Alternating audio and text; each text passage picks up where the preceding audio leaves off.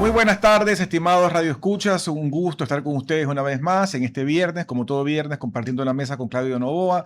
Y tenemos hoy como invitado al economista Luis Urbina Barros. Él es gerente de inteligencia de negocios de la Bolsa de Valores Guayaquil y hablaremos con él sobre un tema importante, dado que la Bolsa de Valores advierte, según un comunicado de prensa, que la reforma al mercado de valores puede reducir transparencia, debilitar la valorización de instrumentos y limitar el financiamiento del Ecuador. Ya hablaremos con él en detalle a qué se refiere esta advertencia que están haciendo. Claudia, buenos días. Hola, buenos días Giovanni, buenos días a todos nuestros radioescuchas y a nuestro invitado también en este viernes un poco nublado, mejor clima, sin sol en Guayaquil, así que bueno, adelante, empezando el fin de semana.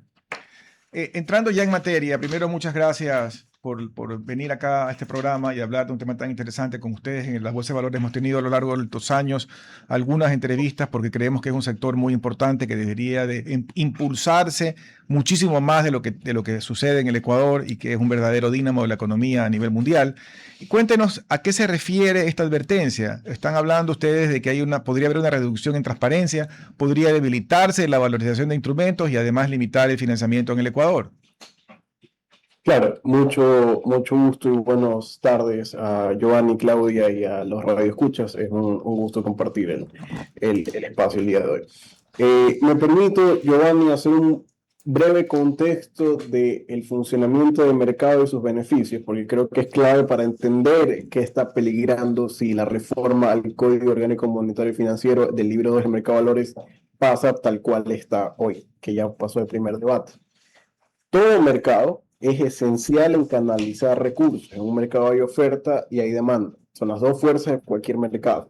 Lo que se transacciona en el mercado de valores son los títulos, valores o instrumentos financieros de diferentes sectores. Es decir, el sector público se financia a través del mercado de valores por sus títulos, el sector financiero también, bancos, cooperativas y el sector productivo privado, que es el sector real, que todas las empresas.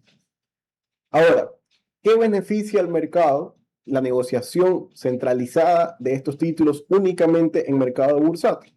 La formación de precios, la transparencia, el control y la regulación. ¿Qué quiere decir esto? Cuando una empresa se quiere financiar a través del mercado de valores, puede estructurar un plan de deuda, para seguir con el ejemplo, enviarlo, emitirlo al mercado de valores que funciona como una vitrina y canalizar esa inversión. Inversionistas ven los parámetros de la oferta de inversión y si les conviene con su apetito de riesgo lo compran. ¿A qué precio? Aquí viene lo crucial. Lo que se transacciona en el mercado se forma por una curva de rendimiento, una curva de precios. Es decir, es oferta y demanda y va en base a los títulos que menos riesgo presentan, que son los de deuda pública. Esto es una realidad en todo mercado internacional. ¿Qué propone la reforma el día de hoy? Que el Estado, los títulos del sector público, ya no se transaccionen en bolsa, es decir, en mercado bursátil, sino que se transaccionen en un mercado extra bursátil, un mercado paralelo, bajo una plataforma del Banco Central. ¿Qué va a causar esto? Primero, que un mercado paralelo causa una distorsión de precios. Puedes tener un precio en la plataforma del central extra bursátil y otro precio en el mercado de valores bursátil. Al mismo tiempo, la reforma de la ley no contempla la necesidad de que el Banco Central en su plataforma paralela envíe en tiempo real a qué precios se están negociando a las bolsas para poder seguir con esa conformación de precios. ¿A quién afecta esto, al fin y al cabo? Puede ser al jubilado, al proveedor que haya recibido un bono del Estado y tenga dos plataformas con dos precios distintos y no una transparencia de cuál es el mejor precio, que es lo que otorga el mercado actualmente. El mejor precio es oferta y demanda mediante subastas. Acá va a haber una especie de arbitraje de qué puedo negociarlo en la plataforma A y qué en la plataforma B. Tampoco se dictamina los mismos parámetros de seguridad que tiene el mercado bursátil con el extra bursátil. Claudia. Sí, realmente qué interesante, ¿no? Sonaría que los bancos accediendo a esta transacción de las acciones en la bolsa, más vale agilizarían un poco el mercado, que es el mercado bursátil ecuatoriano es realmente un mercado pequeño comparado con los mercados de nuestros países vecinos, por ejemplo. Esta reforma no busca agilizar un poco el tema de la compraventa de acciones en el país. Claudia, actualmente la reforma no presenta un cambio fundamental a la negociación de acciones de ese tipo de títulos. Las acciones son renta variable, se negocian o sea, en volumen son pequeños comparados con los títulos de renta fija, es decir, que ya tienen unos parámetros designados. La reforma tal cual no toca eso porque las acciones se seguirán manejando en el mercado bursátil netamente, transaccionando allí. Lo que sí altera es la negociación de los títulos del sector público, que dimensionando es incluso el impacto es mayor, porque el 60% de todos los títulos que se transaccionan en el mercado de valores vienen del sector público. El sector público activamente se financia a través del mercado. Ese volumen es el que se pretende migrar, ¿ok? Entonces vamos a manejar casi alrededor, está en riesgo de cerca del 80% del volumen de mercado, migrando de lo bursátil, con fijación de precios, con un mercado único, con trazabilidad, a una plataforma paralela que no siguen necesariamente los mismos estándares. Entonces, la reforma no contempla al sector privado, a la transacción de acciones del sector privado, sino solo a lo que comprende el sector público, ¿no? Sector público y los instrumentos financieros. Ya. Es decir, cuando un banco negocia sus certificados de depósito, sus pólizas de inversión, eso también puede migrar, ¿ok? Lo que se mantendría en la bolsa es el sector real, como mencionas, el sector privado, las deudas, los bonos corporativos de las empresas, las acciones de las empresas.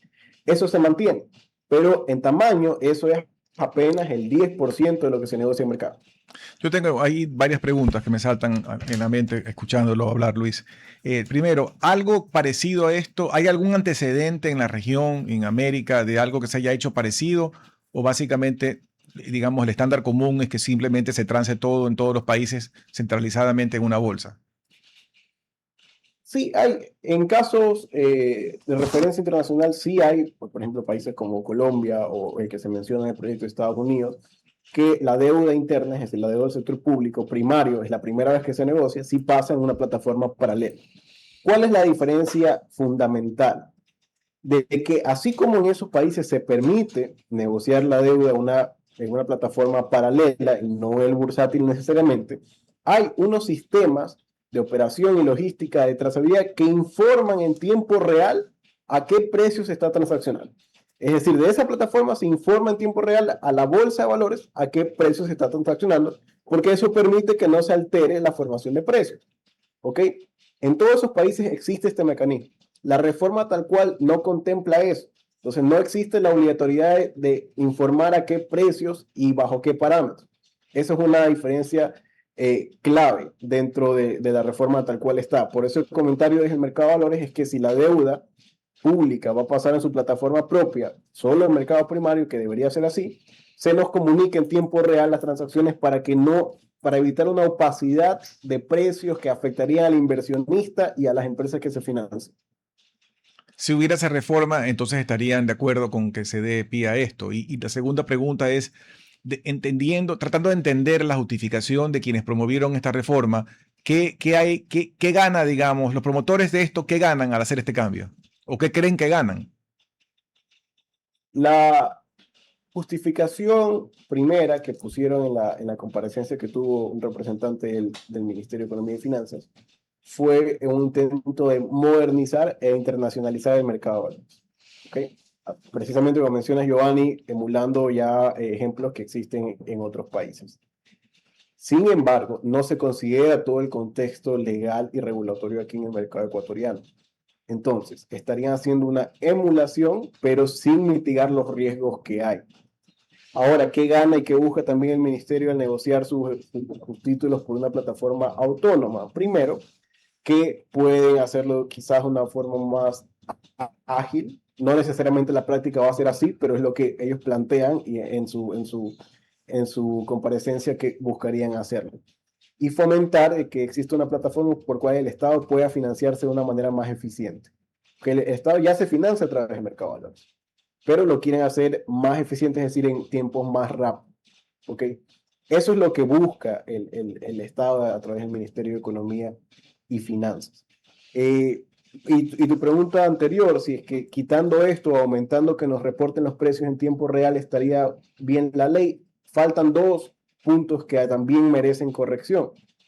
Uno, El siguiente es que también la reforma a la ley contempla que los bancos privados, puedan intermediar directamente también en el mercado de valores. Es decir, hoy en día los únicos autorizados a intermediar en el mercado de valores son las casas de valores, son los intermediarios autorizados que tienen control de la superintendencia, que están regulados también normadas por la regulación monetaria financiera, que son auditados por las bolsas, que siguen parámetros de transparencia, de control de lavado de activos, de revisión de listas negras, y se permite que ahora los bancos también puedan intermediar sin pasar por una casa de valores. Ahí hay otro riesgo también muy fuerte. ¿Por qué? Porque se estaría mezclando la actividad de una banca comercial que otorga crédito, que coloca este tipo de giro del negocio, con una de una banca de inversión, como son las casas de valores en la práctica. Este banco universal que se estaría gestionando genera potencialmente conflictos de interés. ¿Qué pasa si la entidad financiera tiene una línea de crédito con una empresa privada y al mismo tiempo tenga el incentivo de vender los títulos de esa empresa directamente en el mercado de valores para poder cumplir una deuda con ellos mismos? Entonces, todo esto genera y no están las reglas claras. También, ¿quién sería el ente de control de los bancos ahora que intermedian en el mercado de valores? A las casas de valores, el ente de control es la Intendencia de Mercado de Valores. ¿Será la misma para los bancos que intermedian o será la super de banco? O sea, disculpe la pregunta, el momento que los bancos empiezan a manejar este tipo de operaciones bursátiles, ya la bolsa de valores ya no es un ente de control de los bancos, a pesar de que los bancos puedan funcionar como una especie de casa de valor, no estarían supeditadas a la bolsa de valores de Guayaquil o la bolsa A la intendencia. A la intendencia.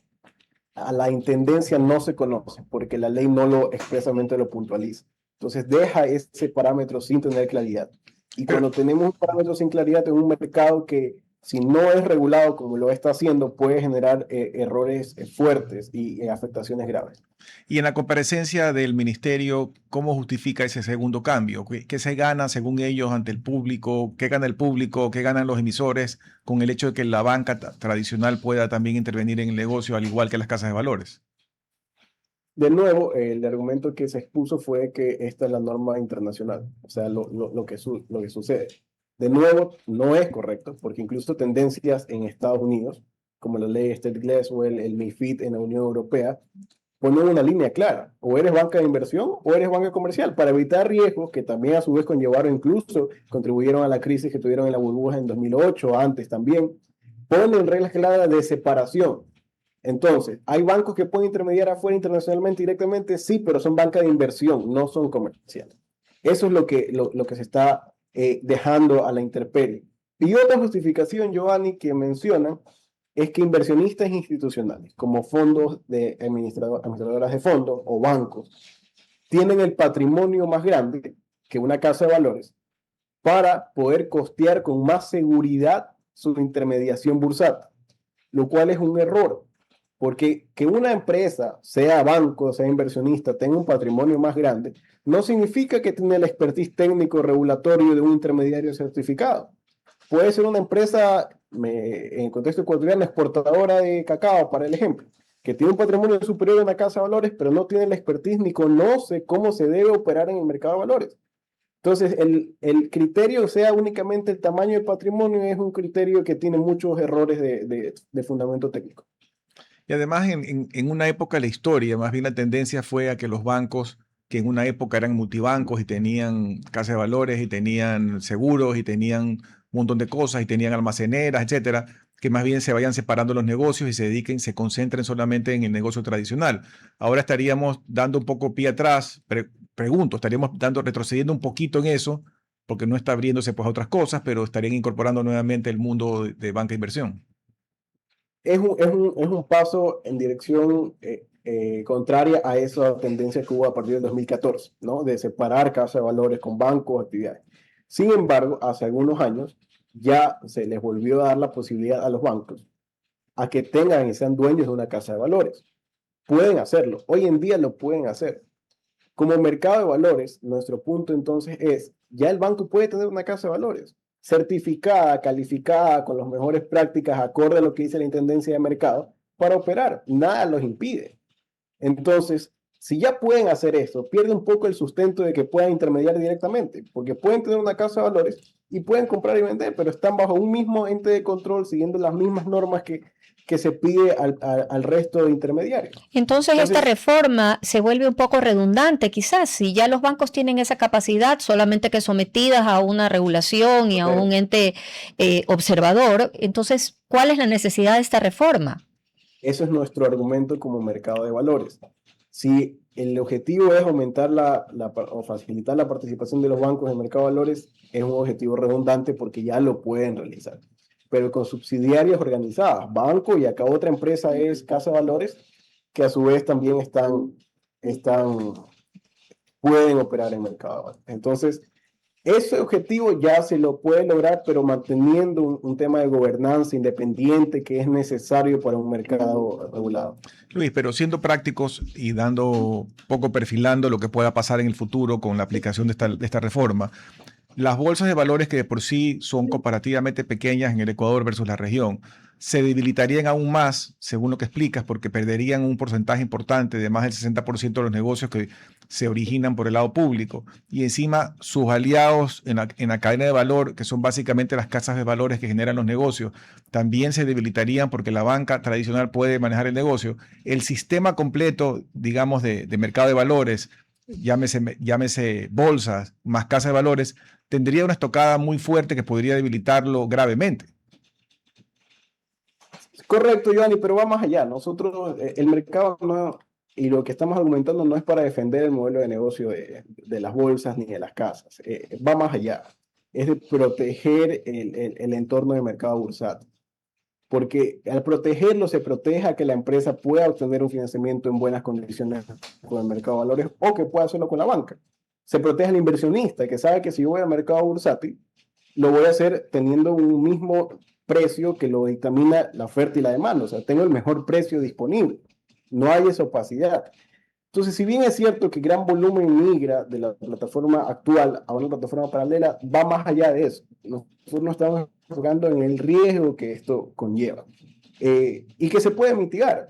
Desde el mercado vemos que la reforma, si se modifica, por ejemplo, que el ministerio quiera la deuda nueva, hacerla a través de su plataforma, el mercado primario, lo puede hacer. Eso sí, que no se nos informe en tiempo real los precios a los cuales están haciendo. Y que toda negociación de mercado secundario, ¿a qué me refiero con mercado secundario? Es la segunda negociación de ese título, un bono que se negocia, pasa a las manos, por ejemplo, del Estado a un comprador.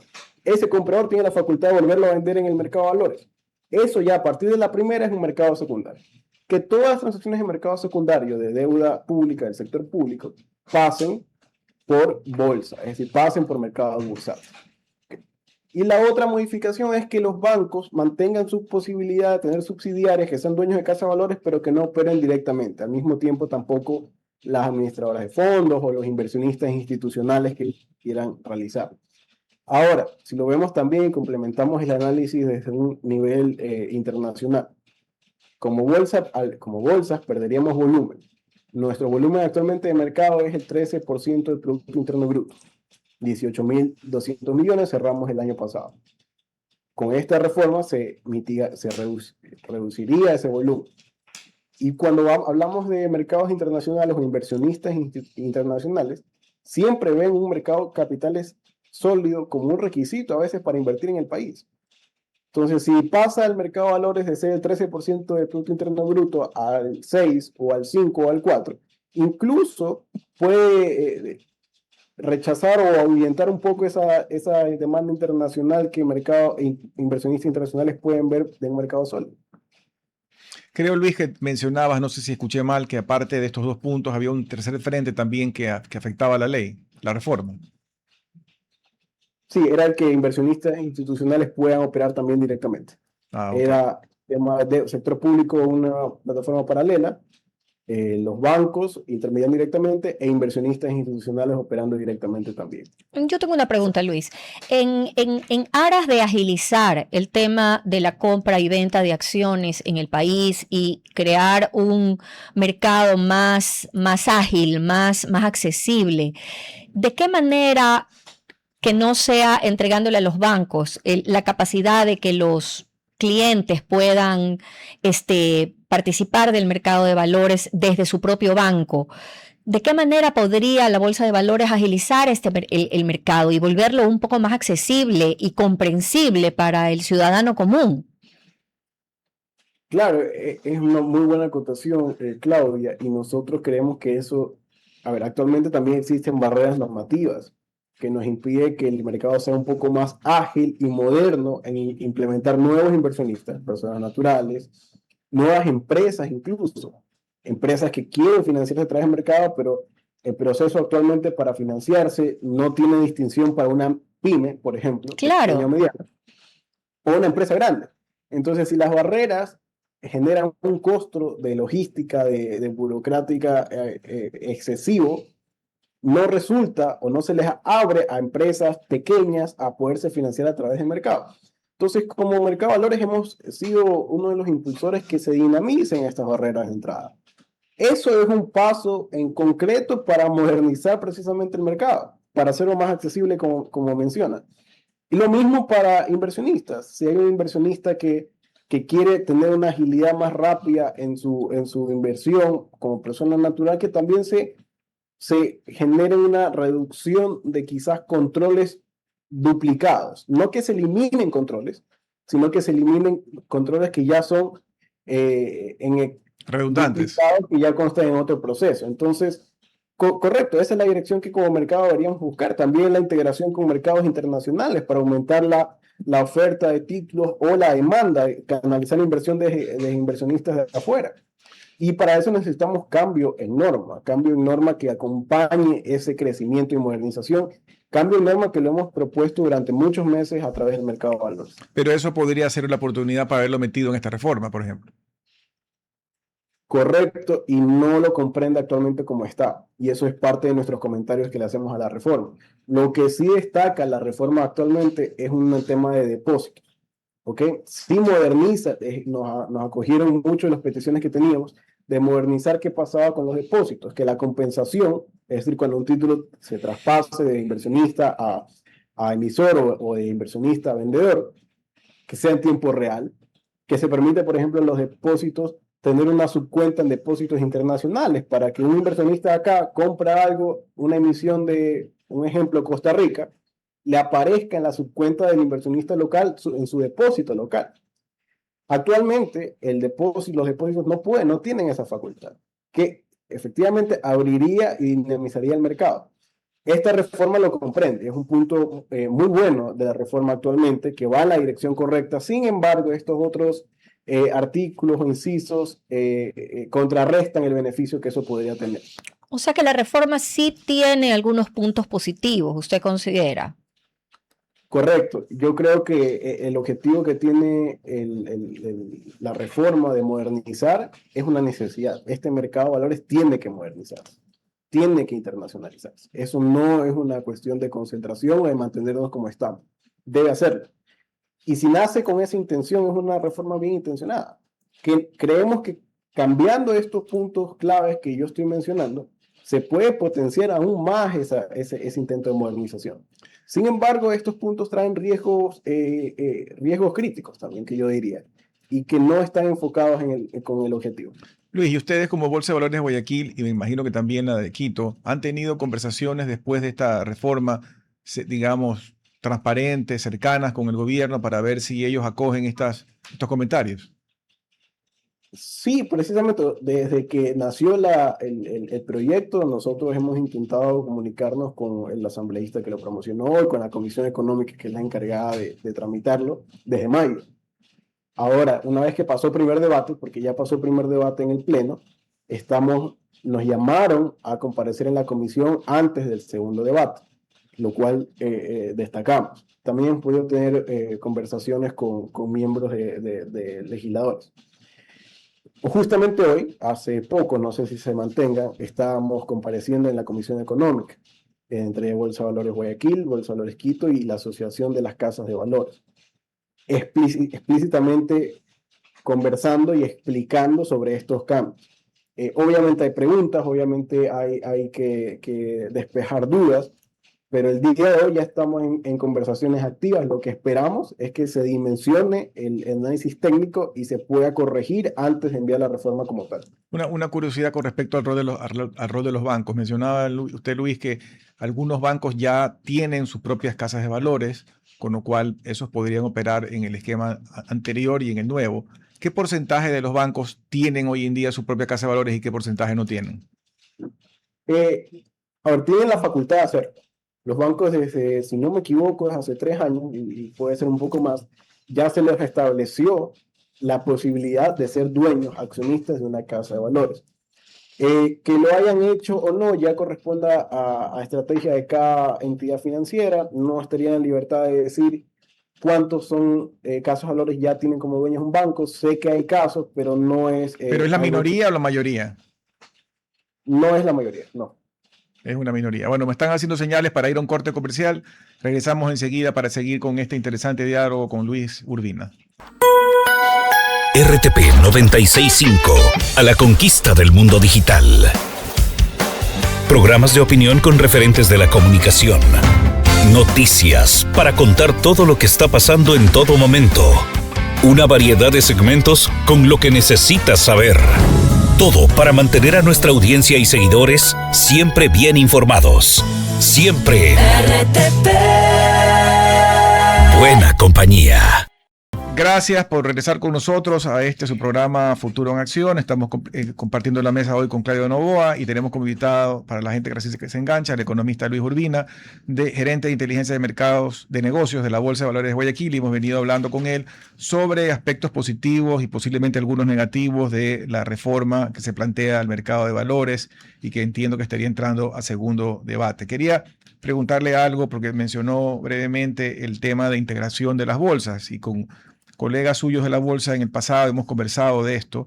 Entiendo por lo que menciona de que lamentablemente la parte legal, el andamiaje legal no ha sido reformado para favorecer eso. Entonces estaría concluyendo que realmente los pasos para poder integrarnos más a Centroamérica, a la región y demás no se ha podido dar. Correcto, hemos tenido barreras a nivel de ley y a nivel de norma. Una era los depósitos que esta reforma solucionaría en parte. Otra es que se reconozcan la forma de vinculación oficialmente. ¿Cómo nos vincularíamos, integraríamos mercados regionales operando remotamente? Que aquí un trader de mercado local tenga acceso a la plataforma de negociación de Panamá, El Salvador, de Costa Rica y viceversa. Entonces ahí se abre el mercado porque no es un mercado ya que está delimitado por la frontera del país, sino que va en el atractivo y se amplía mucho la base. También es el reconocimiento de emisiones. Por ejemplo, un título que está inscrito aquí debería ser reconocido con facilidad en otras economías internacionales y viceversa. Estas son las barreras estructurales a nivel de norma y ley que necesitamos para volver esto una realidad. Ahora, se pueden dar pasos de a poco, se lo pueden dar. Uno de esos es el depósito ahora, y otro es que se vayan fomentando las actividades de corresponsalía, que es decir, que un trader internacional tenga un representante aquí en Ecuador a un trader local y pueda hacer el corretaje en su nombre. ¿Ok? Para eso se necesitaba lo del depósito también. Entonces, esas son las barreras actuales. Es más, que hemos venido como gremio, como mercado bursátil durante años, pidiendo estas reformas a nivel de ley y norma para poder desbloquear este potencial que hay. Hay una pregunta que me viene a la mente hablando del tema internacional, porque aquí en el Ecuador tenemos lamentablemente el famoso ISD, que no fue creado en este gobierno, que viene de tiempo atrás, y que yo creo que es un impuesto perverso que algún día debería haber la forma de eliminárselo, pero concretamente en la vinculación con posibles inversiones que un extranjero o un ecuatoriano que resida fuera del Ecuador mañana quisiera poner parte de sus ahorros en acciones emitidas en el Ecuador o en bonos emitidos en el Ecuador. Si él trae el dinero y compra estos papeles aquí, tanto los dividendos como lo que mañana él liquidaría la inversión a futuro y se quiere llevar de su dinero de vuelta, ¿grava el ISD o no? Actualmente tienen ciertos beneficios tributarios en el mercado de valores. No es que no exista, pero por ejemplo, para negociaciones a largo plazo, es decir, un título que no vence en un tiempo menor a un año, títulos o instrumentos que sean de 1 año o 2 en adelante, esos tienen ya una excepción del ISD a través del mercado de valores. Entonces ya existe un incentivo parcial que si fuera ideal para el mercado, también se debe reducirlo para títulos de corto plazo, es decir, para menos de 1 año sería ideal.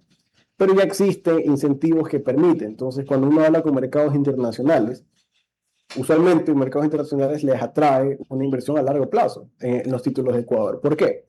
Porque tenemos empresas, primero somos una economía dolarizada y no necesariamente estamos relacionados a lo que suceda con el dólar estadounidense. Entonces estamos dolarizados sin los riesgos que hoy en día se hablan en todos los temas de banca de inversión o de family office de qué está pasando con el dólar. Y dos, los rendimientos muy atractivos para empresas que son AAA, AA+, AAA-, que ofrecen hoy en día, pueden estar ofreciendo un rendimiento cerca del 8, del 9, en ciertos casos, anual. Cuando en economías internacionales de Centroamérica, una empresa AAA está ofreciendo alrededor del 4, del 5. Entonces, hay apetito a largo plazo. Y el ISD, la excepción actual, permite en cierta parte. Lo que ha sido las barreras son lo que mencioné más estructurales, de dónde se ve, si el título puede verse reflejado en el depósito de allá o no, si el título es reconocido por la superintendencia allá y de acá. Eso han sido más las barreras que han impedido. Ahora, esto el próximo año justamente, en Guayaquil, seremos sede para una feria internacional de mercado de valores, que vienen cerca de 500 asistentes entre inversionistas, bancas de inversión, traders, emisores. Sería un buen espacio propicio para ya presentar avances de norma y ley que permitan vincularnos a estos mercados. Lo que estábamos conversando con Giovanni es cómo en mercados pues grandes como Estados Unidos o los mercados europeos, la gente maneja sus inversiones desde su propio celular, ¿no?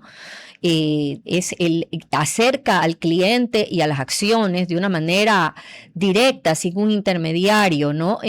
¿Qué lugar tiene esa posibilidad aquí en nuestro país? Actualmente se da por temas de incluso desde las primeras leyes de mercado de valores, de la ley, explícitamente quienes tienen acceso al sistema electrónico bursátil, que es esto, es donde pasan todos los títulos, acciones, títulos, bonos y demás.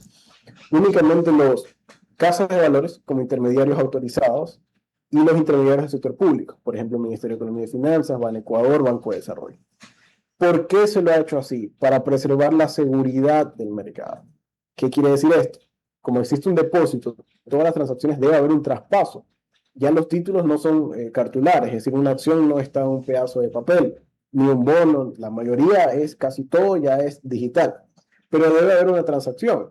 Entonces la persona, el inversionista, tomando un caso de una persona natural, que compra acciones de un emisor a través de una casa de valores, tiene una subcuenta dentro del depósito donde el inversionista va a ver reflejado, yo aquí tengo mis acciones. En mercados internacionales, cuando uno habla de que se vea, cuando uno compra y venta acciones, por ejemplo, del celular, no siempre hay eso.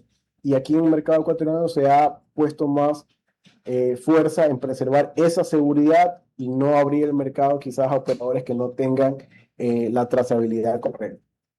Pero entonces, en definitiva, el hecho de poder tener plataformas, como hay varias en Estados Unidos y en Europa y demás, donde yo pueda hacer compra y venta de títulos valores a través de una aplicación, eso en la legislación ecuatoriana hoy en día, tal como tal, no se permite. No, no se permite. ¿Y alguna casa de valores como tal ha habilitado plataformas digitales como para poder facilitar eso o no? Sí, la tendencia de las casas de valores locales han sido ir modernizándose también en sus servicios para sus clientes. Muchas han hecho plataformas virtuales en su página web vinculadas, otras han hecho una aplicación que como sirven, a la final sirven como una instrucción más dinámica. Un inversionista le da una orden a su casa de valores intermediario de comprar este título a este rendimiento o a este precio o en esta cantidad. La casa de valores con eso recibe la orden y lo ejecuta en el sistema. Entonces se agilita un poco más y ya hay varias casas de valores que ofrecen este tipo de facilidades digitales. Claudia. Luis, ¿cuál es el artículo específico de esta reforma que más preocupa o molesta? No sé si la palabra es molesta, pero ¿cuál es el que más preocupa de todo este paquete de reformas que se vienen? ¿Cuál es el que más les preocupa a ustedes? El el inciso específico. Sí, o sea, digamos, es el hecho de no poder tener un control sobre el manejo de precios. ¿Qué es exactamente lo que más preocupa de la reforma? Son los tres que mencionaba. Primero, uno es el artículo 2, en la reforma actualmente, el artículo 2, el numeral 1 y 2, que permite que la deuda pública y el sector público salga del mercado bursátil regulado y unificado hacia una plataforma extrabursátil. Eso nos preocupa porque altera no solo este mercado, sino que altera cómo se forma precio de los otros títulos, como la deuda empresarial, los bonos corporativos. Y no hay una obligatoriedad de que se nos transmita en tiempo real la información de los cierres. Eso nos preocupa a los bancos como intermediarios, que es el artículo 2, el numeral 3 y 12, y nos preocupa la facultad que tienen los inversionistas institucionales de comprar directamente sin pasar por casa de valores. Esos son los artículos específicos que prestamos bastante atención. Como mencionaba, el resto de artículos tienen un fundamento interesante en la ambición que se requiere. Y esas son las conversaciones que están manteniendo ustedes ahorita para hacer comprender cuál es el fondo de la preocupación de estos artículos, ¿no? Precisamente, esa es la conversación que estamos queriendo mantener a nivel legislativo, a nivel público y a nivel también mediático con estos espacios, porque esto afecta los beneficios que ofrece el mercado de valores hoy. Y afectaría a la persona natural, inversionista, afectaría a la empresa que busca financiamiento. El otro ejemplo que a mí me gusta dar sobre qué pasaría, por ejemplo, si los bancos intermedian. Hoy, cuando una empresa necesita financiamiento, ¿a dónde acude? Puede ir a la banca, usualmente, puede ir a la cooperativa, también puede ir al mercado. Y en la colocación de crédito de los intermediarios financieros, las instituciones financieras, es cíclica. Hay etapas donde tienen mucha liquidez y ofrecen crédito, como está pasando el día de hoy. Hay etapas en que no y restringen la colocación de créditos. ¿Cómo funciona el mercado para este empresariado, para el sector productivo que busca financiarse para expandir operación y demás? También sirve al tener una alternativa como un aspecto anticíclico. Cuando el sistema financiero no esté necesariamente colocando crédito, ok, yo voy al mercado y me financio una tasa buena. Entonces, esa variedad es una riqueza, actualmente un beneficio para el empresariado. Si se permite que el propio banco intermedie también, entonces el propio banco sería opción 1 y sería la opción 2. Claro. Se concentraría esta colocación de crédito y quedaríamos en un nivel de concentración financiero bancario preocupante, porque siempre se promueve que el acceso a crédito sea lo más factible posible. Luis, pensando en la gente joven que tiene ideas y proyectos, y pensando en lo que sucede en algunos países como Estados Unidos, donde todo un mundo alrededor del el venture capital o el capital de riesgo, el capital de aventura, aquí, ¿por qué no se da más de eso? Digamos, ¿cuáles son los limitantes o los trabas burocráticas o los sobrecostos que hacen difícil a un joven emprendedor? Digamos, hagamos un ejemplo de chicos brillantes salidos de la SPOL que tuvieran temas de algo tecnológico que pudieran mañana levantar capital. ¿Por qué ellos tienen más bien que buscar hacerlo en Chile, en Estados Unidos y no lo pueden hacer aquí? ¿Qué dificulta? Precisamente, a ver, ¿cuál es nuestro desafío ahí?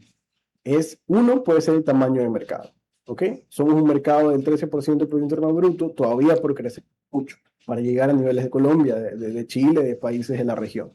¿Que están en cuántos de ellos? ¿Cómo? Colombia, Chile, ¿en qué nivel están sobre el PIB? Están cerca del 40%, Chile, si no me equivoco, está cerca incluso del 100% del Producto Interno Bruto. Ok, gran diferencia. La NUAM, que es la unificación de las bolsas, la bolsa de Chile, Perú y Colombia se han unificado. Son una misma plataforma. Una integración regional, un caso de éxito. ¿Pero por qué es un caso de éxito para ellos? Porque un emisor, como menciona Giovanni, quizás joven o un emisor saliente, que quiera abrir capital. Entonces no tiene como potencial audiencia solo a su mercado colombiano, tiene a inversionistas de Perú, de Chile también, que si se interesan le compran. Entonces tiene un poco más de seguridad de que su emisión va a ser colocada o va a ser comprada. Quizás este es un poco de temor que han tenido históricamente los emisores locales, de que si yo emito acciones y no hay muchos compradores de acciones en mi mercado, quizás no logre conseguir los recursos necesarios.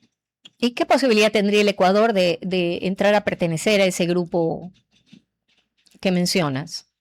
Eso es otro tema. A ver, a la NUAM le tomó 10 años integrarse. No fue una decisión de un año para otro, fue una decisión de una década, de trabajar de cómo sería la figura. Ellos a la final se fueron por la vía de un holding. Un holding que compra las acciones de la Bolsa de Colombia, que compra las acciones de la Bolsa de Lima y otra de Chile. Entonces, a la final, el holding es el dueño de todas las acciones, el dueño y unificó a las bolsas en ese sentido. Ese holding también tiene acciones, compró acciones de los depósitos de cada país.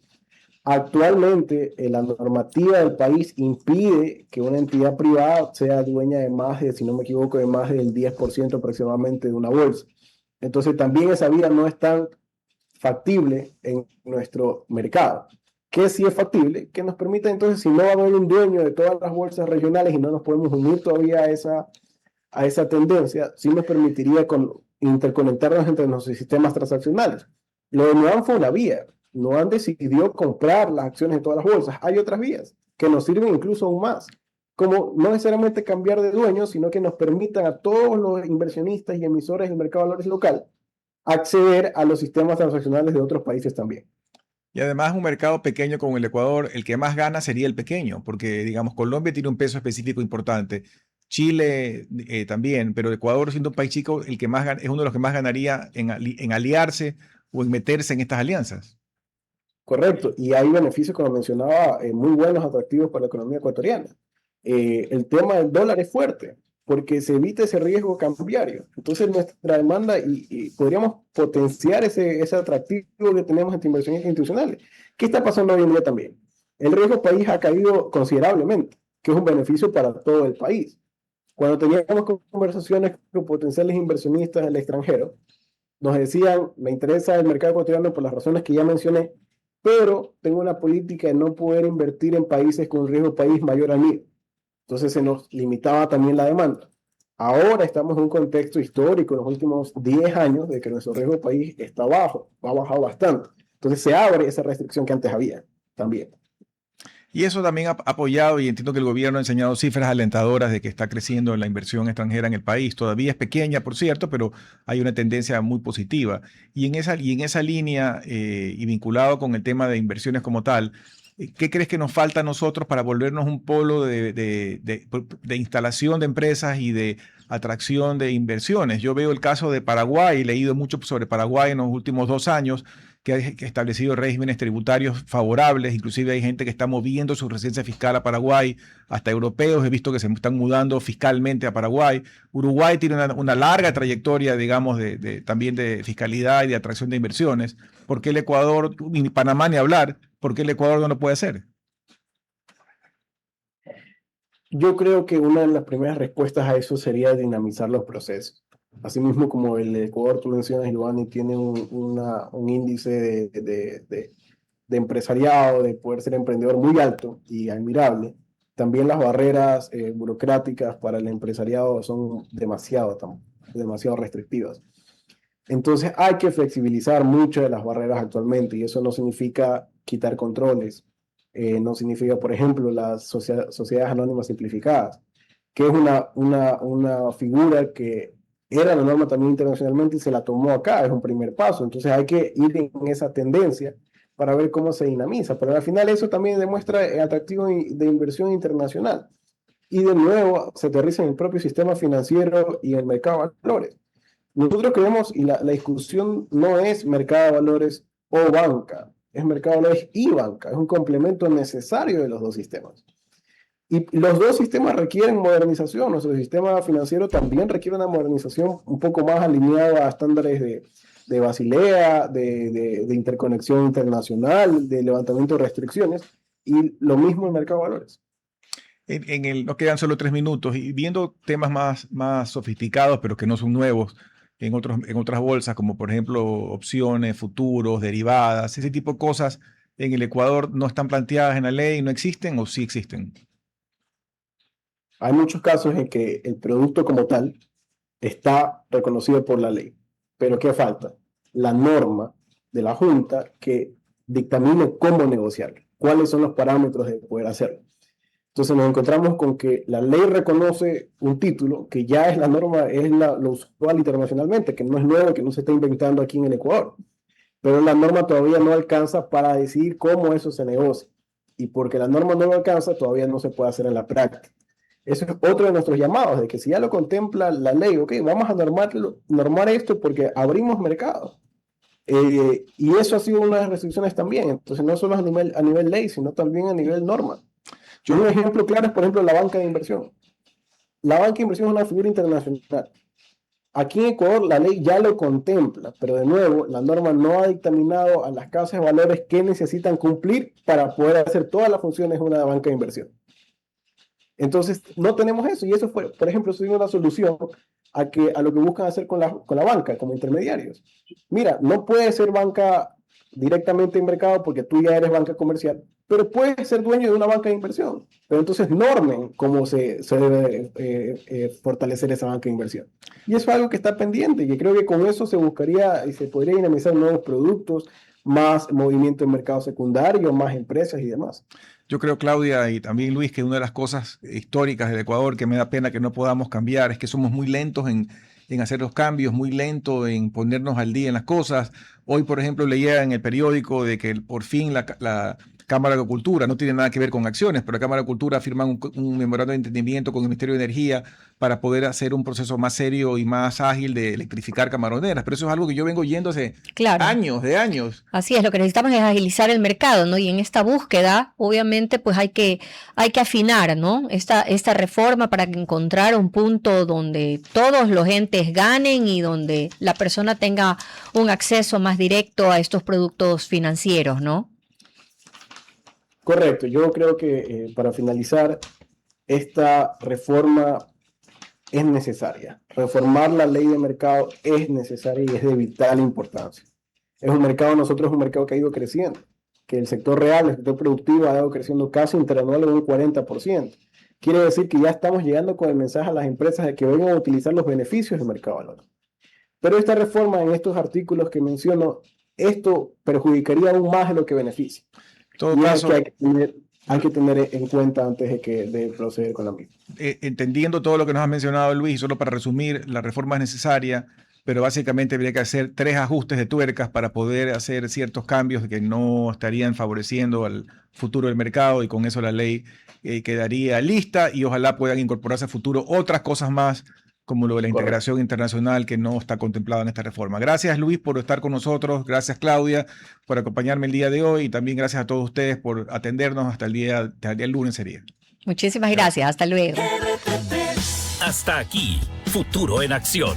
Control Master Marisela Basantes. Transmisión digital Gerardo Díaz. Redes sociales Erika Eras. Dirección Javier Gamboa. Todos los derechos reservados. RTP 2026. Si disfrutó este programa y aportó de manera positiva en su vida, déjenos sus comentarios en Instagram, página web o WhatsApp, así como los aplausos al artista son sus mensajes al equipo de RTP Ecuador. RTP. Buena compañía.